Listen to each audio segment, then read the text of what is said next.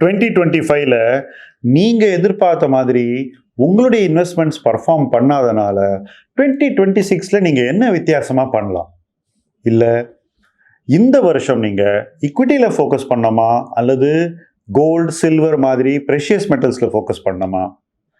Mutual ஃபண்ட்ல invest பண்ணும்போது நீங்க direct ஆப்ஷன்ல பண்றதுக்கும், ரெகுலர் ஆப்ஷன்ல பண்றதுக்கும் உங்களுக்கு என்ன வித்தியாசம்? என்னென்ன சிஸ்டம்ல என்னென்ன பெனிஃபிட்ஸ் இருக்கு? இடிஎஃப்ல இன்வெஸ்ட் பண்ணலாமா? அல்லது இண்டெக்ஸ் ஃபண்ட்ல இன்வெஸ்ட் பண்ணலாமா? எது பெட்டர்? இது மாதிரி உங்களுக்கு நிறைய கேள்விகள் இருக்கும். இந்த கேள்விகளை நீங்க நேரடியாக எங்கிட்ட கேட்கலாம். மைல்ஸ்டோன்ஸ் டு வெல்த்தினுடைய ஏஎம்ஏ என்று சொல்லக்கூடிய ask milestones to wealth anything என்ற ஹெல்ப்லைன் மூலமாக. அந்த ஹெல்ப்லைனுக்கான ஃபார்ம் இந்த வீடியோவில் டிஸ்கிரிப்ஷனில் இருக்கு. நீங்க அந்த ஃபார்மை ஃபில்அப் பண்ணீங்கன்னா நேரடியாக என்கிட்ட உங்களுடைய கேள்விகளை தாராளமாக கேட்கலாம். உங்க பர்சனல் ஃபைனான்ஸை அடுத்த லெவலுக்கு நிச்சயமா கொண்டு போகலாம். இலக்கு 1 கோடி உங்க லைஃப்குள்ளேயும் வரலாம். வாருங்கள். வெல்கம் டு உரையாடல். இன்னைக்கு நாம பேச போற விருந்தினர் நீங்க இந்த சேனல் ஆரம்பிச்ச நாள்லேருந்து அழைத்து வர வேண்டும் என்று கேட்டுக்கொண்ட நபர். அதிகம் தமிழில் அவர் பேசினதில்லை. நானும் ரொம்ப நாளாக பர்சியூ பண்ணியிருந்தேன் வந்து இங்கே பேசணும் அப்படின்னு சொல்லிட்டு. ஸோ இன்னைக்கு ரொம்ப நாள் கழித்து அவர் கிடைச்சிருக்காரு நமக்கு. இன்றைய முதலீட்டு சூழ்நிலையில் இந்தியாவினுடைய மிக முக்கியமான ஃபண்ட் மேனேஜர் அப்படின்னு அவரை சொல்லலாம். இதில் இன்னொரு சிறப்பு என்னென்னா, அவர் சென்னையை சேர்ந்தவர்.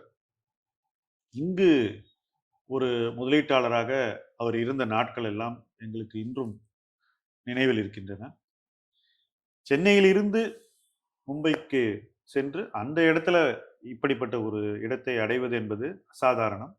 அப்படிப்பட்ட அசாதாரண சாதனையை செய்தவர் தான் இன்னைக்கு நம்முடைய விருந்தினர். நரேன், வெல்கம் டு முதலீட்டு களம். இந்த உரையாடல் எனக்கு ரொம்ப முக்கியமானது. பிகாஸ் நம்ம ரொம்ப நாளாக பிளான் பண்ணிட்டு இருக்கோம். என்னை விட வியூவர்ஸ்க்கு ரொம்ப முக்கியமானது. பட் ஃபைனலி இது நடந்திருக்கு. ஃபர்ஸ்ட்லி, ஒரு ஸ்மால் இன்வெஸ்டரா, ஒரு ஸ்மால் கேப் இன்வெஸ்டரா ஆரம்பிச்சுட்டு அங்கேருந்து ஒரு ஃபண்ட் மேனேஜர் ஆகி, ஒரு ஃபண்ட் மேனேஜரா முதல்ல வேல்யூ இன்வெஸ்டிங்கை மியூச்சுவல் ஃபண்டுக்குள்ள கொண்டு வந்து, அங்கேருந்து இன்னைக்கு இவ்வளோ பெரிய ஈக்விட்டி போர்ட்ஃபோலியோ பேஸை நீங்க ரன் பண்றீங்க. இப்போ இது எல்லாத்துலேயுமே எல்லாருக்கும் என்ன தேவை அப்படின்னா ஒன்றே ஒன்று தான், ரிட்டர்ன்ஸ். ஒரு சின்ன இன்வெஸ்டரா என்ன ரிட்டர்ன் பண்ணோம் அப்படிங்கிறது உங்களுக்கு தெரியும். ஆனால் இன்னைக்கும் ஒரு பெரிய இன்வெஸ்டரா எப்படி உங்களால் அந்த ரிட்டர்னை பண்ண முடியுது அப்படிங்கிறத வியூவர்ஸ்க்கு சொல்லுங்க. ஏன்னா ஒரு ஸ்மால் இன்வெஸ்டரா பணத்தை ஈஸியாக டபுள் பண்ணிடலாம், ரைட்? ஈஸியாக ஒரு ஷேரை வாங்கி வித்துடலாம்.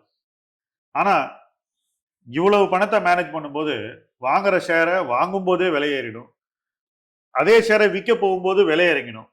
இதையெல்லாம் கடந்து அந்த ஸ்மால் இன்வெஸ்டர் தானே பண்ணக்கூடிய ரிட்டர்னை விட அதிகமான ரிட்டர்னை நீங்க இப்போ சம்பாதிக்கிறீங்க.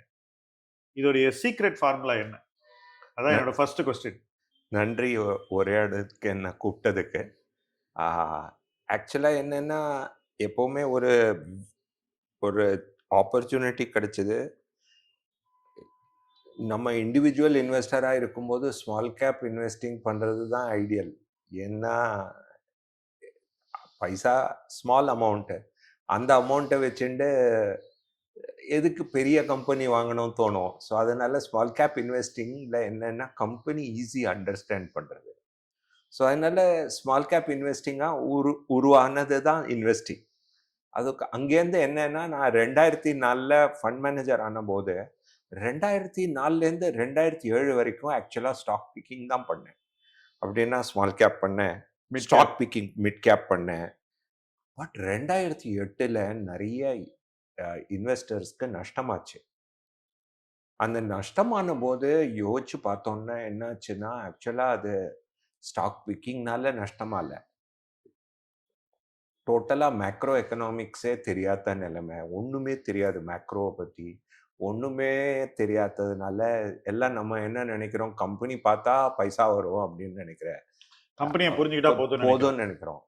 அது தப்பாச்சு 2008ல். அதுக்கப்புறம் என்னாச்சு, கொஞ்சம் யோசிச்சு பார்த்தோன்னே கம்பெனியை பற்றியும் அனலைஸ் பண்ணணும், அதுக்கப்புறம் மேக்ரோ பற்றியும் அனலைஸ் பண்ணோம், கண்ட்ரியை பற்றியும் அனலைஸ் பண்ணோன்னு தெரிஞ்சு வந்தது. அதுக்கப்புறம் கொஞ்சம் எப்படி பைசா பார்க்கறதும் சில்லற பைசா பார்க்கறது இல்லை, மக்களோட நிறைய பைசா பார்க்குறோம். ஸோ அதனால அதை சேஞ்ச் பண்ணி ஒரு மேக்ரோ ஐடியா வந்தது. அதுக்கப்புறம் என்னாச்சுன்னா, எப்பவுமே ஈக்விட்டி மட்டும் ரிட்டர்ன் கொடுக்கும்னு சொல்ல முடியாது. அதனால அங்கேருந்து அசெட் அலோகேஷன் வந்தது. பட் நான் எல்லார்கிட்டயும் இப்ப என்ன சொல்றதுன்னா, லாஸ்ட் 5 வருஷம் வந்த ரிட்டர்ன் அடுத்த 5 வருஷத்துல வருமான்னு கேட்டா வராது சார். அந்த 2020ல கோவிட்னால மார்க்கெட் ரொம்ப கீழே போனதுனால இந்த லாஸ்ட் 5 இயர் ரிட்டர்ன் 2020லேருந்து 2025 வரைக்கும் வந்த ரிட்டர்ன் இப்போ அடுத்த 5 வருஷத்துல வரும்னு கேட்டேன்னா வராதுன்னு தோன்றது எனக்கு. ஆனா எத்தனை ரிட்டர்ன் மேக்சிமம் பண்ண முடியுமோ அதை எய்ம் பண்ணமே தவிர எல்லாரும் நினைக்கிறாங்க 15% ரிட்டர்ன் வந்துடும், 20% ரிட்டர்ன் வந்துடும். அந்த மாதிரி ரிட்டர்ன் இன்னைக்கு என்னோட வீடியோல நேத்திக்கு நான் போட்ட வீடியோல ஒரு கமெண்ட் படிக்கிறேன். ஒரு சப்ஸ்கிரைபர் அவர் என்ன சொல்றாருன்னா, இதெல்லாம் வேணாங்க, இண்டெக்ஸிங் பண்ணாலே 15% ரிட்டர்ன் வரும்னு அவர் நிஃப்டியை பத்தி சொல்றாரு. பட் ஹிஸ்டரியில நிஃப்டியோட ரிட்டர்ன் லாங் டேர்ம் வந்து 10-11%க்கு மேல போனதே கிடையாது. இது எப்படி அந்த இந்த நம்பிக்கை வருதுன்னா, நீங்க சொல்ற மாதிரி last 5 years. Anyway go ahead. But ஆக்சுவலா அடி வாங்கினா தான் எல்லாருக்கும் தெரியும் 15% ரிட்டர்ன் எப்பவும் வராதுன்னு. நம்ம 90ஸ்ல நம்ம இன்வெஸ்ட் பண்ணி நல்ல அடி வாங்கி அந்த அடி வாங்கினதுனால தான் எல்லாருக்கிட்டையும் இப்போ சொல்றது இல்லை 15% ரிட்டர்ன் வரும்னு நம்ம சொல்றது இல்லை. அதே மாதிரி 15% ரிட்டர்ன் வந்ததுன்னா ரொம்ப ஹாப்பியா இருப்போம். நானும் ஹாப்பியா இருப்பேன், என்னோட இன்வெஸ்டரும் ஹாப்பியா இருப்பான். பட் அது ப்ராமிஸ் பண்ணோங்கிறத கம்ப்ளீட்டா எடுத்துட்டோம். ஏன்னா 90ஸ்ல அடி வாங்கினோம் பாருங்க. 95 to 98 ஒரு அடி வாங்கினோம். 99 to 2001 to ரெண்டாவது அடி வாங்கினோம். அந்த ரெண்டாவது அடி 2 அடிக்கு அப்புறம் அதுக்கப்புறம் 2007ல இருந்து 2008 வரைக்கும் நான் ஃபண்ட் மேனேஜராகவும் அடி வாங்கினேன். அந்த அடி வாங்கினதுக்கு அப்புறம் இப்போ அந்த மாதிரி பெரிய நம்பர்லாம் பட் அதுக்கப்புறம் தானே நீங்க ஹை ரிட்டர்ன் பண்ணிருக்கீங்க. ஹை ரிட்டர்ன் பண்ணோம். 2020ல எல்லார்கிட்டையும் சொன்னோம் பைசா போடு ஈக்விட்டியில. எத்தனை பைசா போட முடியுமோ ஈக்விட்டியில போடு. நீங்க மேனேஜ் பண்ற, அதாவது ஒரு 5 வருஷத்துக்கு மேல நீங்க மேனேஜ் பண்ற எல்லா ஃபண்ட்ஸ்லயுமே லாங் டேர்ம் ரிட்டர்ன் என்ன? நல்ல ரிட்டர்ன் இருக்கு. பட் அந்த ரிட்டர்ன் அடுத்த 5 வருஷம் வருமானு கேட்டா வராதுன்னு நான் சொல்லுவேன். பட் அதுக்காக இன்னைக்கு உட்காந்துட்டு ரிட்டர்ன் நாங்க எத்தனை வேலை பண்ண வேண்டி வருதா அந்த ரிட்டர்ன் பண்றதுக்குன்னு எல்லாரும் எக்ஸ்பிளைன் பண்ண முடியாது. இன்னொன்னு எல்லாரும் என்ன நினைக்கிறா, ஃபண்ட் மேனேஜர் தப்பே பண்ணக்கூடாதுன்னு நினைக்கிறா. அதுவும் நடக்க போறது இல்லை. கம்மி தப்பு பண்ணணுங்கிறதுக்காக தான் நாங்க வேலை பண்றோம். தப்பே பண்ணக்கூடாதுன்னு நினைச்சோம்னா வேலையை டிசிஷன் மேக்கிங் நிறுத்திடுவோம். எப்படின்னா ஃபண்ட் மேனேஜர் ஒரு தப்பு பண்ணாக்கா அதை பிடிச்சிக்கிறதுக்கு ஒரு கூட்டம் இருக்கு. பட் தனி நபர்கள் பண்ணக்கூடிய தவறுகளை விட டெஃபினட்டா ஒரு ப்ரொஃபஷனல் கம்மியான மிஸ்டேக்ஸ் பண்ணுவாங்கன்றது தான் நம்மளுடைய அண்டர்ஸ்டாண்டிங். பட் அது எல்லாத்தையும் விட்டுட்டு என்னோட ஒப்பீனியன் என்னன்னா, இன்வெஸ்டிங்ல நான் என்னோட கம்பெனியில ஒவ்வொரு வருஷம் யாராவது எங்க கம்பெனியில மேனேஜ்மெண்ட் ட்ரெயினிஸ் சேருவாங்க. எம்பிஏ முடிச்சுட்டு, சிஏ முடிச்சுட்டு, இது 2 கோர்ஸ் முடிச்சுட்டு. எல்லா வருஷமும் எனக்கு என்னோட கம்பெனி சிஇஓ சொல்லுவாரு, நீ ஒரு மணி நேரம் அவளோட பேசணும். அவகிட்ட பேசுறதுல நான் 3 தான் நான் சொல்றது எல்லார்கிட்டையும். எல்லா வருஷம் அதே தான் சொல்றேன். ஒன்று என்ன, உன்னோட பைசா எப்படி மேனேஜ் பண்ணணும்னு உனக்கு தெரியணும். ஏன்னா அது ரொம்ப இம்பார்ட்டன்ட். ஏன்னா அது லாஸ்ட் 5 இயர்ஸ்ல 15% ரிட்டர்ன் வந்திருக்கலாம். பட் முக்கியமா ஆக்சுவலா அதை பத்தி யோசிக்கணும், அதை பத்தி கொஞ்சம் டைம் ஸ்பெண்ட் பண்ணணும். 2வது கம்யூனிகேட் பண்ண தெரியணும், பேச தெரியணும். பேச தெரியல வச்சுங்க, உங்ககிட்ட இருக்கிற எல்லா நாலேஜ் என்னெல்லாம் உள்ள இருக்கோ அது வழியில வராது. 3வது உன்னோட பாஸ், சபார்டினேட்டு, அப்பா, அம்மா, அக்கா, தங்க, அண்ணா, எல்லா கசின்ஸ் எல்லாரோடையும் நல்ல ரிலேஷன்ஷிப் வச்சுக்கணும். பாஸ், சபார்டினேட், கஸ்டமர், பின்ன ஃப்ரெண்டு அவளோடையும் நல்ல ரிலேஷன்ஷிப் வச்சுக்கணும். அதுவும் நிறைய பேருக்கு தெரியவே தெரியாது. அதுதான் தீஸ் ஆர் த 3 திங்ஸ் ரொம்ப முக்கியமானது ஆக்சுவலா எல்லாருக்கும் நான் சொல்றேன். பட் இன்வெஸ்ட்மெண்ட் ரோல்லையும் இது ரொம்ப முக்கியம்ல இப்போ. ஸோ நம்மளே பார்த்துருக்கோம், இப்போ இன்வெஸ்ட்மெண்ட் வேர்ல்ட்ல ஃப்ரெண்ட்லியா இருக்கிற பல பேர் வந்து அவங்க நல்லா வளர்ந்த உடனே ஒரு ஸ்டேஜ் தாண்டின உடனே மற்றவங்களோட அவங்க பெரிய ஆள் அப்படின்னு நினைச்சிட்டு தே ஸ்டாப் மிக்சிங், தள்ளி போயிடுவாங்க. அந்த மாதிரி இல்லை அவங்களுக்குன்னு ஒரு கூட்டத்தை கிரியேட் பண்ணிப்பாங்க. எல்லாத்துலயும் இது இருக்கிறது தானே, இதே தானே லைஃப்லயும் வருது. அதான். இன்வெஸ்ட்மெண்ட் வேர்ல்ட்ல நடக்காததா ரியல் லைஃப்ல நடந்து பட் போச்சுன்னு பட் நினைக்கிறீங்களா? நான் என்ன சொல்றேன்னா, இந்த 35 வருஷம் நான் வேலை பண்ணதுல நிறைய பேர் இன்வெஸ்டிங் பத்தியே யோசிக்கல. 2013ல உட்காந்து 10 வருஷம் ரியல் எஸ்டேட் நன்னா பண்ண பின்ன வாங்கினாங்க. அதுக்கப்புறம் 7 வருஷம் ரியல் எஸ்டேட் மோசமா பண்ணிட்டு அதுக்கப்புறம் வாங்கல. 2020ல ஈக்விட்டி மார்க்கெட்ல ஜாஸ்தி பைசா போடல. 2024ல ஜாஸ்தி பைசா போட்டாங்க. இப்ப இப்போ gold, உட்காந்து silver. கோல்ட் சில்வர்ல பைசா போடுறாங்க. அதை பத்தி எப்படி என்ன பண்ணணும்னு எனக்கே புரியல. ஏன்னா அவளா எதுனால 2020ல கோல்ட்ல போடல, ஏன் இப்போ சடனா கோல்ட்ல போடுறா, ஏன் 2020ல ரொம்ப ஈக்விட்டில சிம்பிள். போடல? நிறைய ரிட்டர்ன் எங்க இருக்கோ அந்த இடத்துல போய் தேடுறாங்க return. நிறைய ரிட்டர்ன் பாஸ்ட்ல எங்க இருக்கோ அங்க போடுறாங்க. அது தப்பு. அது அசெட் அலோகேஷனே இல்ல. கொஞ்சம் சொல்லுங்க. இப்போ அசெட் அலோகேஷன் அசெட் அலோகேஷன்ங்கிறது ரொம்ப சிம்பிள். அது சொல்லுங்க. எந்த அசெட்ல ரிட்டர்னே வரலையோ அந்த அசெட்ல பைசா போடுறது அசெட் அலோகேஷன். எந்த அசெட்ல ரொம்ப ரிட்டர்ன் வந்திருக்கோ அந்த அசெட்ல இருந்து பைசா எடுக்கிறது அசெட் அலோகேஷன். சோ இங்க எடுத்து அங்க போடணும். எங்க வேல்யூவேஷன் அதிகமா இருக்கோ வேல்யூவேஷன் கூட விட்டுருங்க. வேல்யூவேஷன்லாம் எல்லாம் டெக்னாலஜி, டெக்னிக்கல். எங்க நிறைய ப்ராஃபிட் பாத்தீங்க, எங்க நிறைய ரிட்டர்ன் வந்திருக்கோ அந்த இடத்துல இருந்து எங்க ரொம்ப லோ ரிட்டர்ன் வந்திருக்கோ அங்க போடுறது அசெட் அலோகேஷன். இப்போ நான் ஒரு சின்ன, of course you are also familiar, நான் ஒரு சின்ன எக்ஸாம்பிள் சொல்றேன். 2 வருஷம் முன்னாடி எல்லாரும் ஸ்மால் கேப் பின்னாடி போயிட்டு இருந்தாங்க. நான் அப்போ எங்க ஆஃபீஸ்லேயே மியூச்சுவல் ஃபண்டில் நம்ம ஒரு ஸ்மால் கேப் கூட விற்கல. ஸோ எல்லாருக்கும் பயங்கர டென்ஷன். கிளைண்ட் கேட்குறாங்க, ஏன் நீங்கள் ஸ்மால் கேப் சொல்ல மாட்டேங்கிறீங்க, ஏன் அதை வாங்க வேணாம்னு சொல்லிட்டு, நீங்கள் ஸ்மால் கேப்புக்கு எதிரியா, உங்களுக்கு ஸ்மால் கேப்னா பிடிக்காதா, இப்படி எல்லாம்.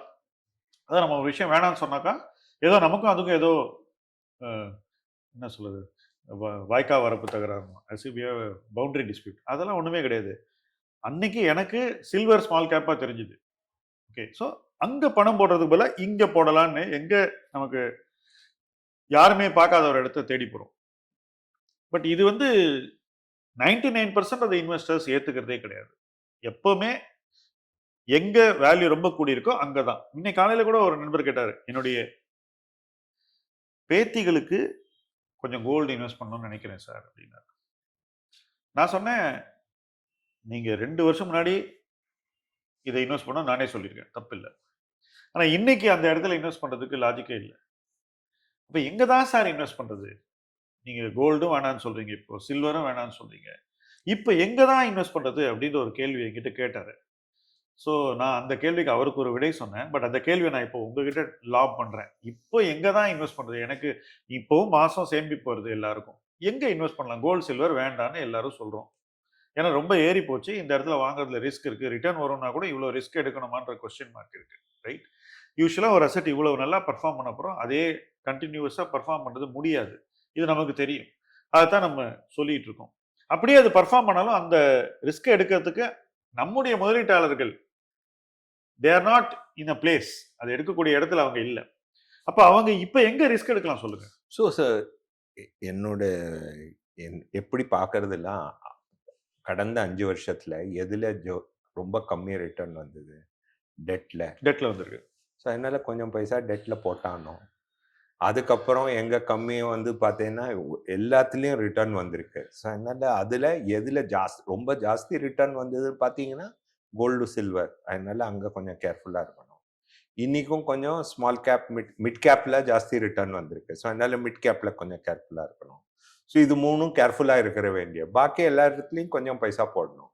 பட் இன்னைக்கு பார்த்தீங்கன்னா எல்லாரும் டெட்டில் போடுறதுக்கு தயங்குறாங்க, டேக்ஸ்லாங்க தயங்குறாங்க. பட் என்னன்னா எப்படியாவது ஒரு அசெட் அலோகேஷன் ப்ராடக்ட்ல இன்னைக்கு டெட்லையும் ஈக்விட்டி லார்ஜ் கேப் எல்லாம் இன்வெஸ்ட் பண்ற மாதிரி தன் நிலைமையில போடுறது பெஸ்ட்.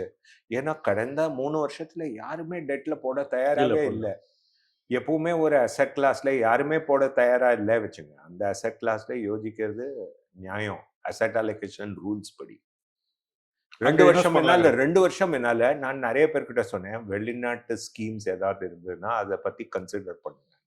பட் இன்னைக்கு நான் பண்ண முடியாது. ஏன்னா என்னோடைய அதே ஃப்ரேம் ஒர்க்ல கடந்த 2 வருஷத்துல எல்லா வெளிநாட்டு ஸ்கீமும் ரொம்ப நன்னா பண்ணியிருக்கு. எந்தெந்த நாடுகள்? கொஞ்சம் சில நாடுகள். பிரேசிலோட ஃபண்ட் பாருங்க, சைனா ஃபண்ட் பாருங்க, தைவான் ஃபண்ட் பாருங்க, கொரியா ரொம்ப நன்னா பண்ணியிருக்கு, இந்தியாவில் ஃபண்டே கிடையாது. ஜப்பான் ஃபண்ட் கூட நன்னா பண்ணியிருக்கு.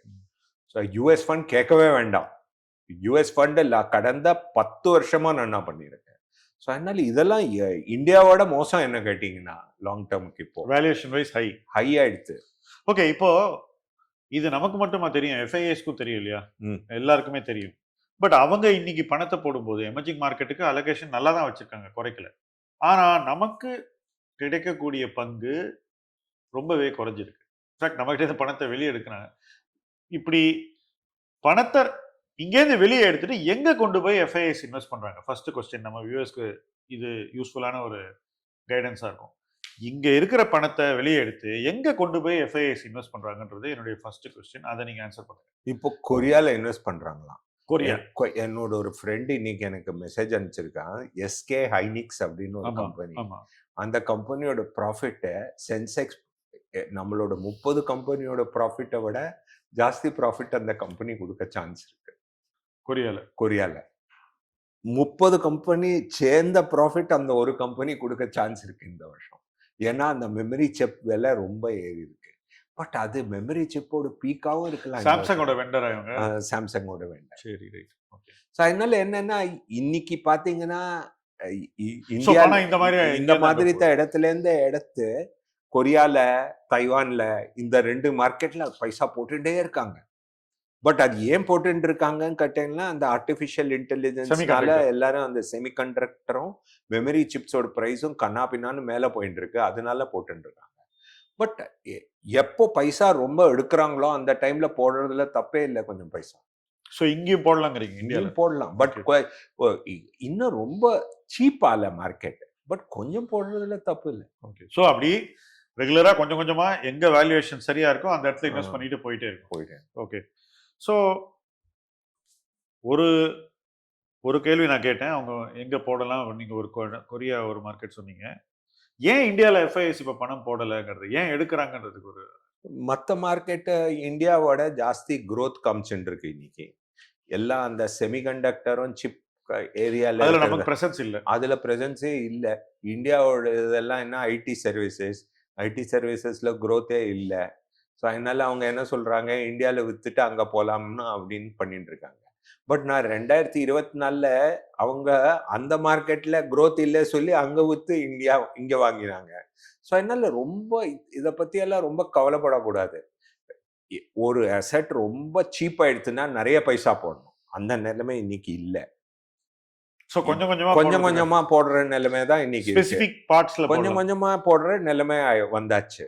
டெட்லயும் கொஞ்சம் கொஞ்சமா போடுற சிச்சுவேஷன், நிச்சயமா கொஞ்சம் பைசா போடுற சிச்சுவேஷன் ஆயாச்சு. கோல்டு, சில்வர், மிட் கேப் இந்த 3லயும் போடக்கூடாதுங்கிற நிலைமை இருக்கு இன்னைக்கும். எப்போது ரொம்ப சீப் ஆயிடுத்து வச்சுங்க, அப்போ நிறைய பைசா போடுறதுக்கு அந்த டைம்ல போட தயாரா இருக்கணும். அந்த இருக்காங்களா இல்லையான்னு தெரியல, அந்த டைம்ல போட நிறைய பேர் இல்ல, அதான் ப்ராப்ளம். இந்தியன் எக்கானமில இன்னைக்கு growth 7.6% டேட்டா வந்திருக்கு, இன்னைக்கு வந்திருக்கு டேட்டா. பட் இந்த மேக்ரோ டேட்டா இந்த growth கொடுத்து கூட ஏன் மார்க்கெட் அதை இன்னும் சரியா ரெக்கக்னைஸ் பண்ண மாட்டேங்குது? 7.6 குட் growth நம்பர்ல. கடந்த 5 வருஷத்தோட ரிட்டர்னும் பாருங்களேன். ஏன் ஒரு வருஷத்தோட ரிட்டர்ன் பார்க்குறேன்? ஈவன் ஒரு வருஷத்தை ரிட்டர்ன் கூட 2011க்கு அப்புறம் ஒரு வருஷமும் இந்தியன் மார்க்கெட் நெகட்டிவே கிடையாது. இன்ஃபேக்ட் நான் ரொம்ப பார்த்தேன், அதாவது லாஸ்ட் இயரும் அதுக்கு ப்ரீவியஸ் இயரும் நிஃப்டி அதே 11% கொடுத்துருக்கு வித்அவுட் எனி ப்ராப்ளம். பட் என்னன்னா நம்ம எல்லாரும் என்ன நினைக்கிறாங்க, 15% ரிட்டர்ன் வரலன்னா ஏதோ ரிட்டர்ன் வராத மாதிரி நினைக்கிறாங்க. இல்ல, பட் நிறைய பேர் நெகட்டிவ் ரிட்டர்ன் இருக்கு போர்ட்ஃபோலியோ லாஸ்ட் இயர். அது அவங்க என்ன பண்ணாங்க, என்ன தப்பு பண்ணாங்க? அவங்க என்ன பண்ணாங்கன்னா 4 வருஷத்துல 2020ல இருந்து 2024க்கு நீங்க அந்த 4 வருஷத்தோட ஸ்மால் கேப் இண்டெக்ஸ் ரிட்டர்ன் பாருங்க, மிட் கேப் இண்டெக்ஸ் ரிட்டர்ன் பாருங்க, லார்ஜ் கேப் இண்டெக்ஸ் ரிட்டர்ன் பாருங்க. எங்கேயோ போச்சு ஸ்மால் கேப். அந்த ரிட்டர்ன்னால அவங்க என்ன நினைச்சாங்க, எல்லா வருஷமும் ஸ்மால் கேப் மட்டும்தான் மேல பெட்டரா பண்ணும் லார்ஜ். அது அப்படி ஆல.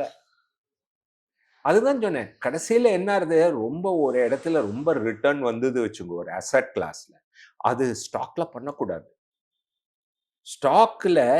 ஸ்டாக்குக்கும் அசெட் கிளாஸ்க்கும் வித்தியாசம் உண்டு. ஒரு ஸ்டாக் பண்ணும்போது அதோட அனாலிசிஸ் பண்ணி ஆகணும்.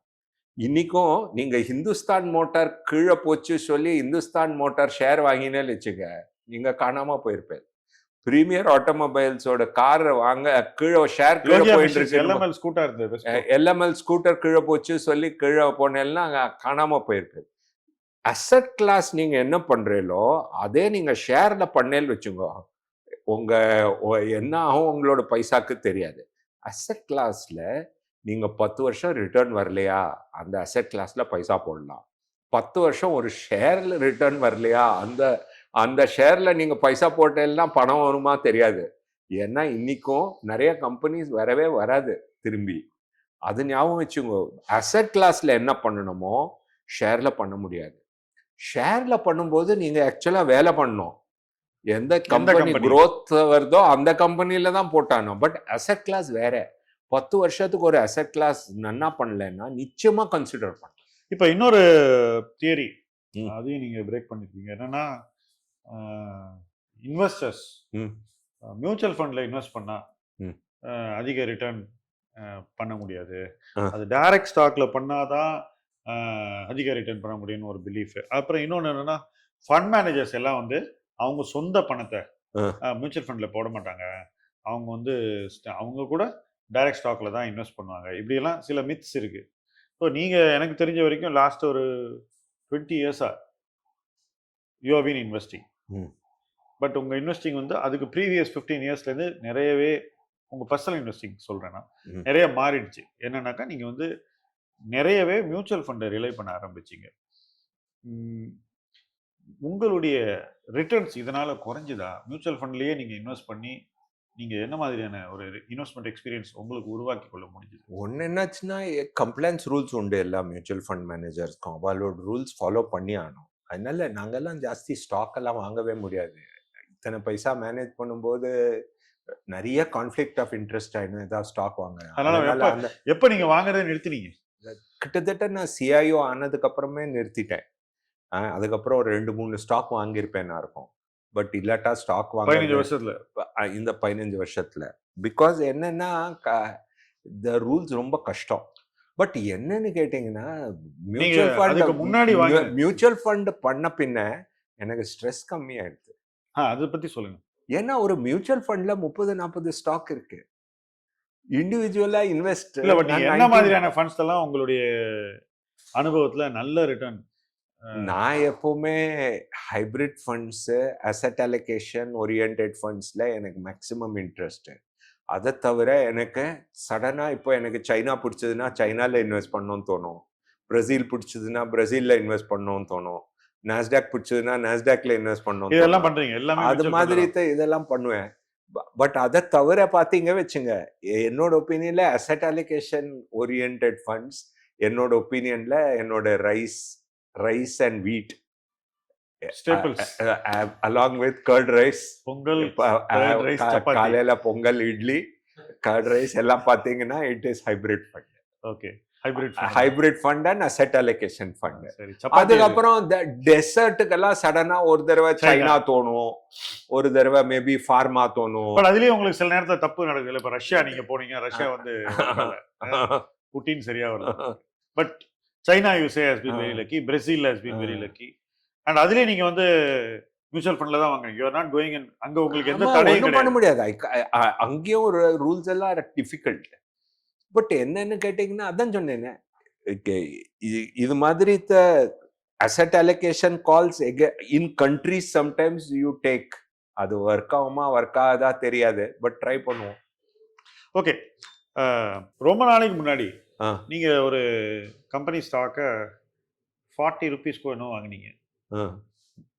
அந்த ஸ்டாக் வந்து நீங்க அதுக்கப்புறம் பல வருஷம் கழிச்சு 11,000க்கு என்ன லிட்டரலி அன்னைக்கு அது பீக்கு வித்தீங்க. அந்த 11,000 நீங்க விற்கும் போது மார்க்கெட்ல கன்சென்சஸ் வியூ பை. ஆனா நீங்க போய் ரிவர்ஸ்ல போய் செல் பண்றீங்க அந்த ஸ்டாக்கை.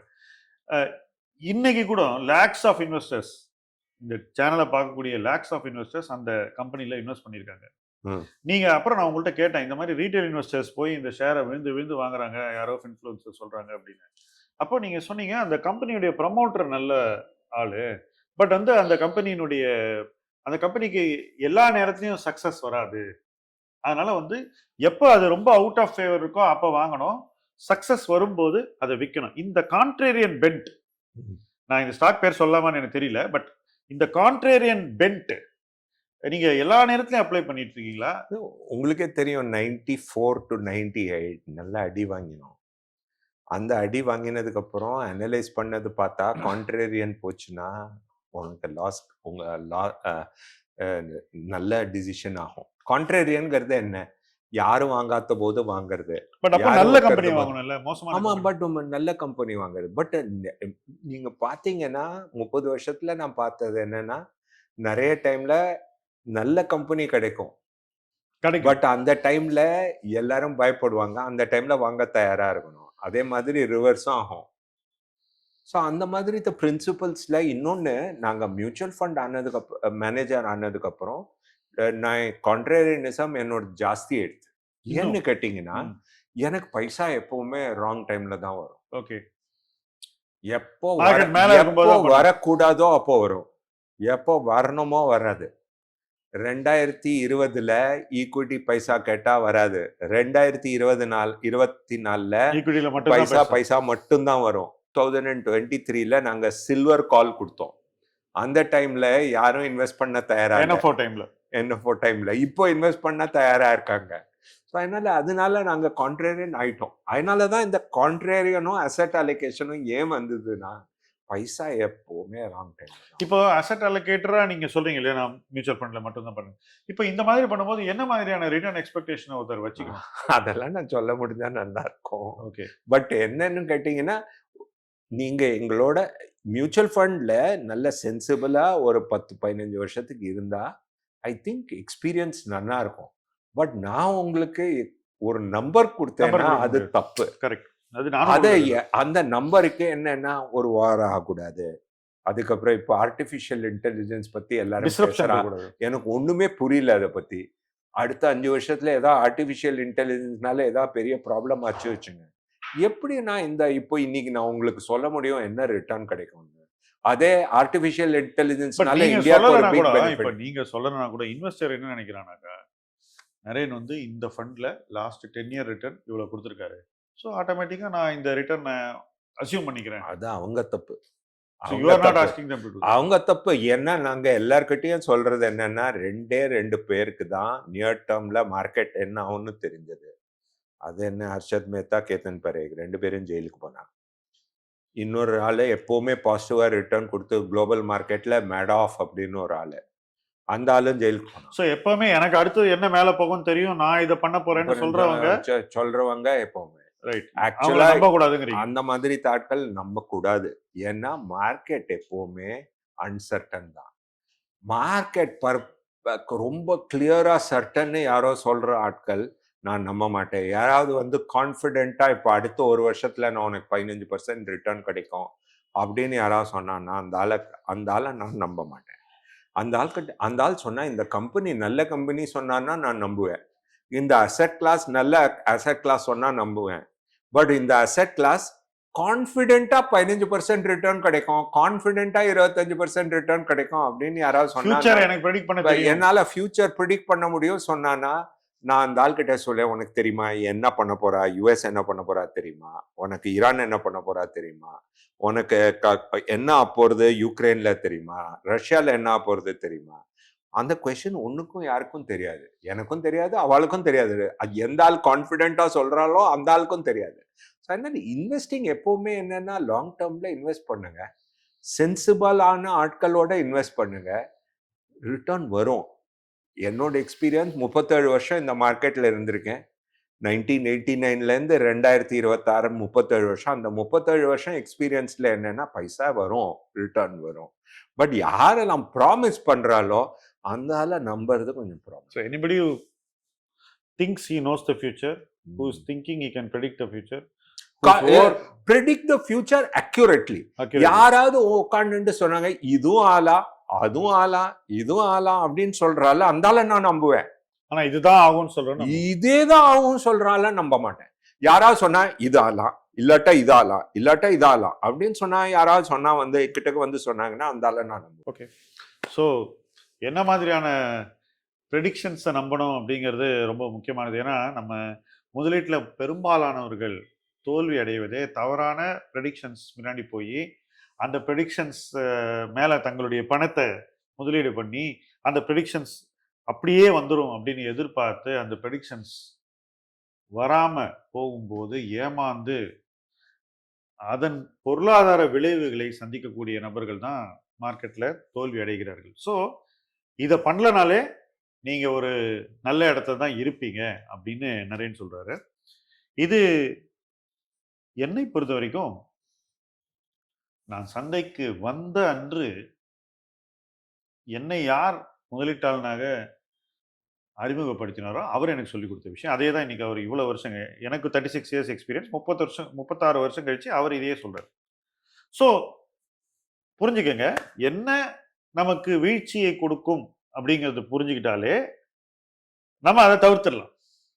என்னைக்கு நம்ம வீழ்ச்சியை தரக்கூடிய விஷயத்தை தவிர்க்கிறோமோ அன்னைக்கே நாம கிராஜுவலா வெற்றியை நோக்கி பயணிக்க ஆரம்பிச்சிடும். ஸோ இந்த வீழ்ச்சியை தவிர்ப்பது, how to avoid loss, how to avoid failure அப்படிங்கிறது முதலீட்டில் ரொம்ப முக்கியமான ஒரு விஷயம். அந்த விஷயத்தை தான் திரும்ப திரும்ப இந்த கான்வர்சேஷன்ல நம்ம கேட்டிருப்போம். அந்த விஷயம் எவ்வளவு முக்கியன்றதை நம்ம புரிஞ்சுக்கிட்டோம்னா நிச்சயமா வெற்றியை நோக்கி நாம பயணிக்க ஆரம்பிப்போம். தொடர்ந்து இணைந்து பயணிப்போம். முதலீட்டு களம் உங்கள் களம். நன்றி. நன்றி.